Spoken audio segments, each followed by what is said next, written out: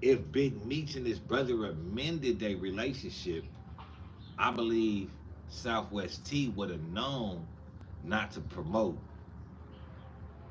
Kenneth Kenneth Supreme.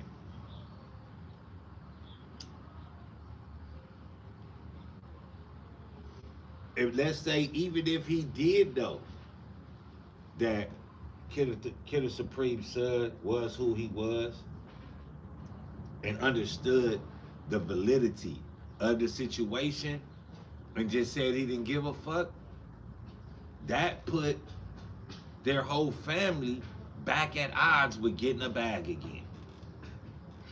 Why?